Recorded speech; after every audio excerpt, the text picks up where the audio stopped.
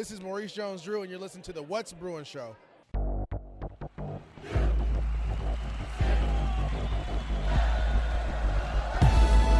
You're listening to the What's Bruin Show, part of the What's Bruin Show network, with your hosts, Jake Berryfield and Mike Regalado, and occasionally some friends, talking all things UCLA sports. And now, it's time for the What's Bruin Show. Well, hello, and welcome to What's Bruin. I am your host, Jake Merrifield. I'm joined by my good buddy, Mike Regalado from Bruin Report Online. What's up, y'all? Regalado. That's me. Not much, man. So, Mikey, how are you doing this fine, Tuesday afternoon? In the typhoon that hit for an hour and then has moved on. Yeah, I hope it didn't cause your commute to the valley to be overly terrible. I was already in the valley. Okay. So yeah. All right, good. Well, we're sitting here in the What's Bruin studios. The big garage door is open because we're about to welcome in a wonderful guest. I can't wait to have him here. But before we get to that, it's the What's Bruin Show on the What's Bruin Show network. Thank you for your support. whatsbruinshow@gmail.com is the email. Nancy, one of our wonderful friends, emailed me this week to get a whiskey recommendation for a gift she was buying. That you could always use the What's Bruin Show email for that. I'm very happy to oblige. Also, you could get us on the Twitter and all those other things with at What's Bruin Show. We are on Patreon, patreon.com/What's Bruin Show, or just whatsbruinshow.com. Mike, for how much? $2. Just a couple bucks a month or so. You can send the What's Bruin Show into the future. Thank you for your support. And things for that are always in the works, but most importantly, you get access to our Slack channel, which was pretty live during the softball and baseball this week. Sad for softball, happy for baseball. And also, we're on YouTube. Just search What's Bruin Show on YouTube. And there's also the, what's the other thing? Oh, the Substack. whatsbruin.substack.com, which is just like the Patreon. Mike, how much? $2. Just a couple bucks some. And all our stuff's published on there. And also, you can call the hotline, 805-399-4WBS. Wow, I screwed that Mikey? up. That was the first time I've screwed that up in That's okay. and ever. Let's try it again. Ready? 805-399-4WBS. Suck it, Raina Troy. Suck it, Raina Troy. And we did get a call this week from good old Carrie. So we're going to play that right now while we're getting ready for the rest of the show. So, hey, what does Carrie have to say? Hi, What's Bruin Show? This is Carrie. I hope you guys are doing well. Thanks for the podcast the last couple of weeks. I really enjoyed them. I'm excited about baseball. I'm bummed about softball. Happy with the recruiting for football. I kind of have a question mark for basketball because I'm just not sure how that group will come together, but I'm hopeful. But I wanted to mention women's basketball because I've always thought that Kiki Rice would make a better shooting guard than point guard. And I think it was a USC game, one of the USC games that convinced me. So I do hope that Ledger Walker gets an opportunity to play point guard, and I wouldn't be surprised if she moved into that starting role sometime like mid-season, if only because both players played better with that, with the roles being Kiki at shooting. But that's just my opinion. We'll see what happens. We'll find out definitely by this time next year. So that's all I have. I hope that I'm not sure when the next podcast is, but I look forward to hearing that, and go Bruins. Thank you very much, Carrie. And the next podcast is right now. And Mike, what do you think about her thoughts about the women's basketball? That's an interesting take. I haven't heard that before.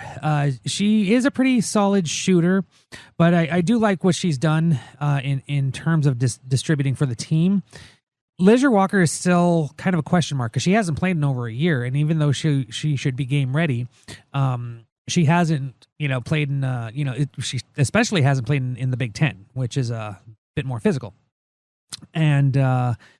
But that's an option. That's definitely an option to have. That's a good option to have. I don't know how that would fit with her moving over to shooting guard, especially when you have Neepkins in, who is just a fantastic shooter, and she should properly, she should be, and this is no slight on London Jones, but she should be an upgrade, just in the terms of consistency with the shooters. As far as the men's team, that again, like we said a year ago, they have all these new guys in. It looks good. There's talent, but there was, a question mark about who's going to be the guy. This year, fewer guys, but they have an absolute stud in Donovan Dent, and even though Mara is gone, I do think Booker and Jamerson, which unfortunately we had to change his name for legal reasons. They should. I like what they're doing. I've been looking at some of their video and I like their production. The question is, are all of these guys going to be Cronin defense ready? Because that's the main thing with UCLA men's basketball. As far as offense, I do think they're going to pick it up a little bit. But yeah, it's kind of a crapshoot with just with putting this team together in particular. But I do think Dent is going to be a huge step up, and he's going to help the offense 1,000 times more than Dylan Andrews. Dylan Andrews just never showed up last year. Donovan Dent, he seems to be the real deal. So that's going to improve. All right, very good. Well, thank you, Mike. Now, while we're sitting here, we might as well get into any bro-affiliated headlines, and really, I think we'll just talk about the baseball and softball right now. Bad news for softball, good news for baseball. But do you have anything else in the bro-affiliated headlines with Mike? Just the fact that the women's team went into the College World Series.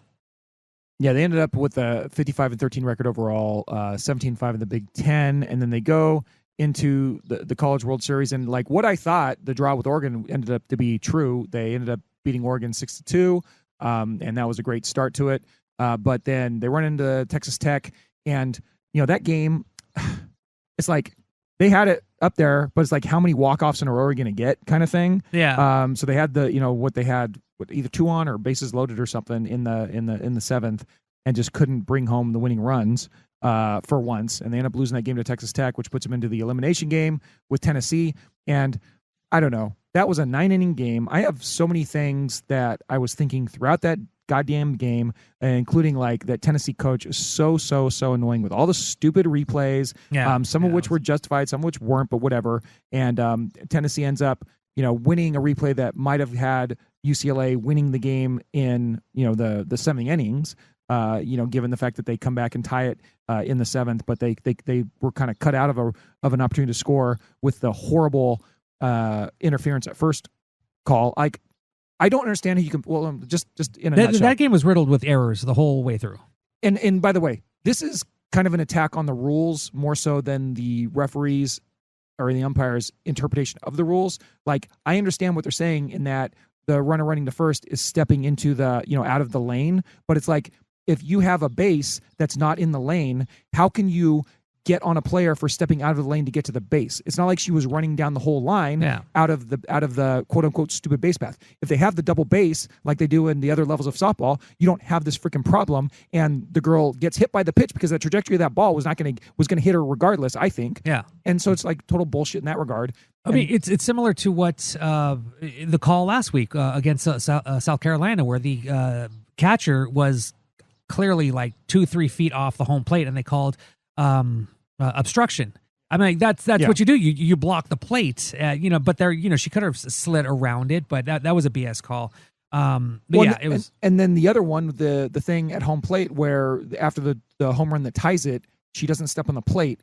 I understand that you have a rule that says that only this person can help her running ahead of her, but then softball lets the entire team come out onto the field for the home run. So either don't allow that, or don't give me crap about the specifics of a rule in that this person's standing here, but this person standing 6 next to him can't help him. How do you know that the girl that just ran ahead of her didn't say that? It's just the other girl that more than one person helped her. So it's a stupid place to put yourself into. And thankfully, the referee, the umpires decided to just say, not reviewable. Oh well, because she clearly didn't step on the base. That was the thing. She clearly went and stepped on the base. Yeah, so it's like, hey, if she would have got tagged out before she went back to step on the base, then fine, good. Texas, Tennessee, complain all you want or get that call. But the fact is, you didn't tag her. She did step on the base. So go F yourselves. Well, that was the thing. It was showed that she actually didn't step on the base. Yeah. And the thing was, it wasn't reviewable because that wasn't called by the umpire. That was called by the coach who wanted it reviewed.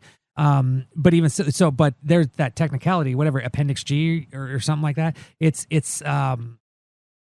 It's good. Nobody caught it. It's good. As far as they're concerned, she did step on plate. But still, it creates a stupid situation. When you allow the entire team to come out and celebrate, then don't give me this interpretation of the rule, which, like I said, if they wouldn't have relied on it's not reviewable, they would have overruled that. They would have overruled the run, and then it would have been, Tennessee would have won in 7. So anyways, that was a really frustrating game to watch. And then it did feel like they were always kind of behind the 8 ball, and it's a shame that they lose the game. I mean, they kind of shot themselves in the foot too. They did it to themselves. We forgot about the first inning error where it was a infield fly rule where I think it was Grant who was at second, ran to third, thought she was out, thought she was going to be tagged up, I guess, and then went to third and then walked into the dugout. She didn't know that the ball was live, so she could have stayed at third base, or if she by chance stepped on home plate on the way to the dugout, that would have been a score for UCLA. But instead, she unknowingly went to the dugout, and that was an automatic out. So it was just an error-filled game for the Bruins. And it was a rough watch. And they probably, in the long run, they probably didn't deserve to win the game based on all of their gaffes. Yeah. But still, watching it live, I just wanted that Tennessee coach just to go into a hole and just so frustrating. But with that being said, we got baseball, and the baseball team did pretty darn good, right? Now they're locked into a super regional, which they are going to be hosting against UTSA, and hopefully the Bruins can beat down the Roadrunners. But their weekend was pretty super kick-ass. 19-4 over the Bulldogs. Kiss my ass, Bulldogs. Go bark, bark, bark your way back to Fresno. And then yes, thank you. They get all over a spastic Arizona State team. Sorry, the board's down right now, but Mike, give me a spastic Arizona State team. A spastic Arizona State team. Thank you very much. And they win that game 11-5, and they score 7 in the second inning. Roman Martin and Fuego in both of those games. 4 for 6 with 4 RBIs in the first game against the Bulldogs, and then a grand slam against Sparky. And then they take on the Anteaters and go up 8-0, and then coast to the end. It wasn't exactly a coast. Those 5 runs. Hey, it's exactly a coast. They get up 8-0, and then they don't do shit until they win the game at the end. Well, that's coasting. I mean, that's coasting. I understand what you're saying, Mike. It's not. No, was it a comfortable coast? It was a coast in which CHP's following behind them, and they're going over Rocky Road, and they're almost falling into the ocean, but they're still coasting. And they're having anteaters in their way, but no, they didn't hit the gas anymore. Yeah, they this was reminiscent of Steve Alford teams where they go up really big and then they let up off the gas way too soon. But yeah, they were up 8-0 in the 4th inning, top of the 4th inning, and then in the next 3 innings they scrounge up 5. At one point, I think it was in the 7th or 8th inning, UCI had bases loaded, and it was like this guy hits a grand slam, and all of a sudden they're ahead of UCLA. Yeah. But they didn't, though. Yeah, fortunately, yeah. So UCLA is able to make it to the Super Regional. Now they're in.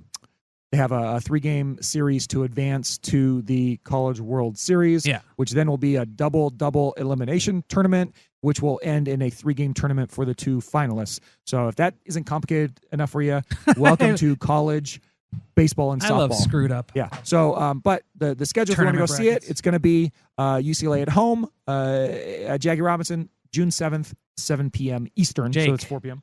The last games at Jackie Robinson Stadium. Yeah, there we go, Mikey. Last week, everyone was thinking that might be the last weekend, and just because if UCLA went into the Super Regionals, they would most likely play Texas, number 2 Texas, who lost in their in hosting the Austin Regional in the first round, and that's why UTSA Texas San Antonio squeaked by, and that's why the Roadrunners are coming west. Yeah. So anywho, Jackie Robinson, last games, Saturday, June 7th. Happy birthday to my wife, Sarah. 4 p.m. Pacific. Then game 2, Sunday, June 8th, noon Pacific. No network so far. It's on ESPN. That first game's on ESPNU, by the way. And then, if necessary, game 3 on Monday, time and network TBD. So let's hope the Bruins take care of the old Roadrunners, and we'll see. We'll see if they go to the College World Series. Mike, do you have any sort of confidence level in their ability to beat the Roadrunners? I'm not claiming that either of us have any expertise on that team. No, not at all. I have no idea what this team is like, but UCLA definitely. UCI is actually pretty good. They had this one kid, I forget his name, Alvarez, I believe, who every time he came up to bat was just a freaking menace. UCLA has to be cognizant of whoever's, has been in a hot streak lately, who's one of their top hitters, who's good in certain situations, runners at the corners, bases loaded, all that stuff. That is beyond me. That is a John Savage job. So go ask him.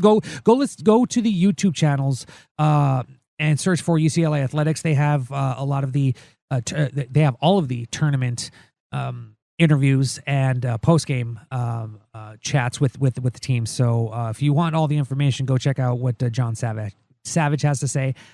I just got on this train a few weeks ago, so yeah. I would love it if Roman Martin would hit another 4 grand slams and go like Be 7 nice. for Be 8 nice. and just have like That all would the be RBIs. nice, yeah. That'd be great, as well as all these other guys. So that's good. Sounds good to me, Mikey. So great job. And let's get on with our basketball talk then.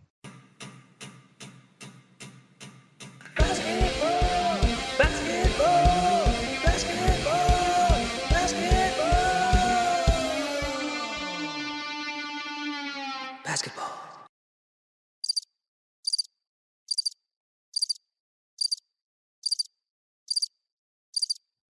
Well, Mike, Crickets. that is the cricket sound because we were expecting Mm-hmm. to host a big studio in the What's Bruin Studios tonight. We're going to be super happy, super thrilled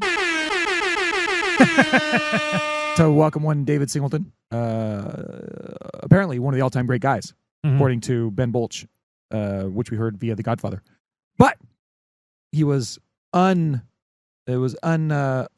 detained, and so he's not able to make his way to the North Valley to the What's Bruin Studios. Not today. At least. Not today, at least. So he'll be here in a couple weeks now, Yes. we think. So went from to now, and it is a shame, but it's a shame we can live with. It's okay. We still will welcome Mr. Singleton when he decides to come on in, or and we're looking forward to it. I have a third mic set up, ready to go. I got the garage door open of the What's Bruin studio to welcome him in. I secured Grizzly, the giant Newfie poo, to keep him from drooling on Mr. Singleton. But hey, we'll just put a pin in and wait, right, Mike? Oh, totally. This has been a day filled with disappointments for your boy. I ran my fastest mile, I think, which is slow for most people. For me, it was blazing fast this morning at 6 o'clock in the morning. I hit mile 6.5, and I think for me, it was a dead sprint, but it was like a 9.5 minute mile and a half, 2 miles. And my wonderful Apple Watch, which is probably my favorite piece of technology I've ever owned, other than my guitar tuner. That's a robot too. Yeah. It thing is amazing. Shows me the map. I showed Mike the map of where I ran. Like, it shows me the map, and it taunts me with, "Oh yeah, you ran this distance today." But then it says, "Oh yeah, that's 0 miles with a pace of 0 and a heart rate of 0 and a split time of 0." And then it didn't even upload into my little cloud or my app or whatever. And now my Apple Fitness is telling me that I'm well below my standard training right now. I mean, everything is shaming me today. And I'm like, I ran 6.5 miles today, and I'm well below minus 61% my normal output. What in the effing F is that? I know it's true though, so I just have to live with that. This is one of those things. Technology let me down. Yeah, I feel you, Jay, because I'm starting to run again, and I am using this Nike app and my Apple Watch as well. By the way, our good friend Jack Roosevelt, when I first got the Apple Watch, sorry to interrupt you, Mike, but he told me, "Hey, don't use the Nike app. It sucks." Oh, really? He did, and I was like, I already Well, had he does. like 4 runs. He does have a run podcast, so He did. It's now defunct, but it was amazing, and I trust him. But I was already like, I've already been running for like a month, and I already have some stats. I was gonna stick with it, and lo and behold, it finally bit me in the ass on my fastest goddamn run. Anyways, Mike, you were saying, yeah, no, I understand the just trying to track and see what you're doing, and I've gotten better myself. Like, you kind of have consistent. You were talking about you did 9:30 average. No, that was today. That was fast. No, my pace is somewhere in the today was neighborhood of 10:30. 10:15 to like 11:45 is like probably my average pace. But today I was like, well, I don't know what got into me. I was running today, man. For me, not for like a real the last athlete, 2 weeks I've done like 9:45 mile. That's but don't that's like consistent through like pushing myself like 4 mile. And then it's another, and then my second mile is more along the lines of 18 minutes. So that doesn't sound like a jog. That sounds more like a walk. Or a crawl. Yesterday, it should have been a crawl because yesterday I pulled my. Did you finish upright? I did barely, but I pulled my upper Achilles on my right leg. Oh, so, that's so good. Yeah, so I'm like just icing that sucker. Very I'm careful. like, I should have stretched. Yeah, I don't stretch. That's my thing. Moons over my hammy. Damn. Yeah, that's terrible. So, anyway. All right. Well, anyway, so with that being said, we have a very short show today with that in mind because we already talked about baseball and softball, and we took a call from Carrie. Thank you, Carrie. We love you. And we talked about my problems with technology and Mike's, problems with running past a mile. And we really got nothing left other than what's brewing with you. So we're going to do that. And then we may or may not come back next week. Probably we will. And then we will certainly come back on the 17th if David Singleton's going to come. Yep. And we'll enjoy that. So thank you to all of you. And let's get right to what's brewing with you. What's brewing with you? You ask me. What's brewing with me? Yeah. What's brewing with you? What's brewing with me? What's brewing with you? Mikey, what's brewing with you? What did I do? Oh, you muted me, Jake. Sorry. Yeah, thank you. It's okay. A few things this weekend. I went to my friend DJs at this place called Club Underground in Chinatown every Friday. Very cool. I went out because I had nothing else to do, and there was and it's in Chinatown, like literally all it's at the Grand Star Jazz Club, and that's right in the heart of Chinatown. But they were also having like this festival, which was ending by the time I got there, but it was still just small vendors here and there through the alleyways and in the streets of Chinatown, and I hadn't eaten all day, and I get the smell of like this barbecue beef, and I go over and I forget what the place was called. I was just so hungry that I just devoured this thing, and they give you a toothpick. Nice. They give you a toothpick to eat this like this fried barbecue kind of chicken thing, and it was amazing. And I wish I would have taken a picture of like at the menu at least. But Jake, you're a guy that watches a lot of TV, a lot of movies. At least I used to, yeah. Saturday, I got mind effed by this movie called The Substance. Oh, I haven't heard of this. Have you haven't heard of this movie? No. Demi Moore, I think she won either the Golden Globe for Best Actress, maybe the Oscar for Best Actress. Recently? Yeah, this year. What? And Demi Moore? And it's about, dude, she's like 70 and she still looks amazing. But the thing about this movie is it's about a aging movie star who is at the end of her career and I'm pulling up right now. And does a substance to help her live younger, like Whippets, and it's which she may or may not have done, and had to go to rush to the hospital. Was it like Whippets, Mike? No, it was not like Whippets. Something else. Okay. It's basically horror Ozempic is what it is. Oh my gosh! This is a graphic, gross movie, and the fact that Demi Moore was a part of it, it's just brilliant shots. And like it's funny because I talked to a friend about it. She's naked. The cover for it is absolutely effing insane. There you go. Yeah. Oh yeah. No, exactly.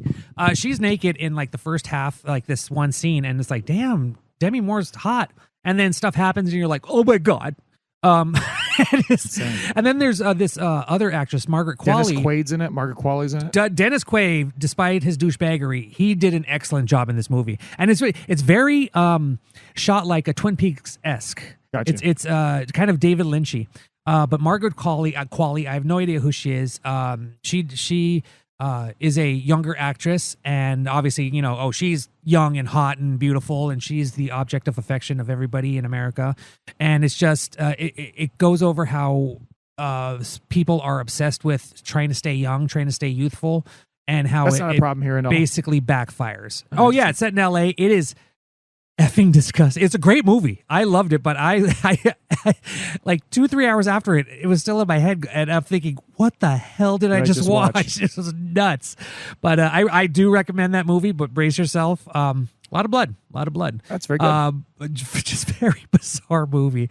So that's what I did. I freaked myself out over the weekend. Jake, what's brewing with you? Well, I'm going to play this as a backup to yours and a front up to mine. So Watch this show. Jake. He watches too much TV. No one can get through to him. Jake. I really hope you know that Doctor Who is fake. Jake. There's more to life than Sherlock. Just to fight a new girl. Wait. No, there's not. Watch this show.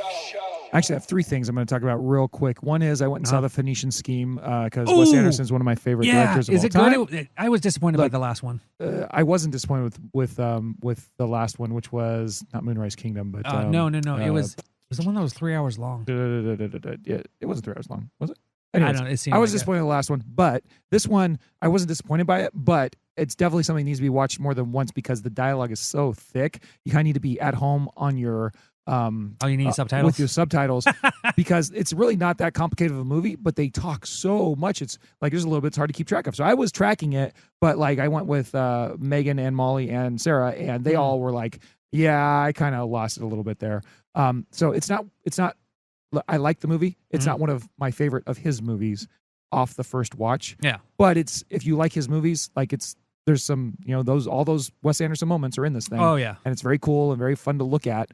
But it might do better with an extra watch when you know what's going on a little bit. Yeah. But otherwise, but it is what it is. And Benicio del Toro's awesome in it. Tom Hanks is in it. Freaking, go ahead, Mike. I was just going to say really quickly. What is your favorite Wes Anderson movie?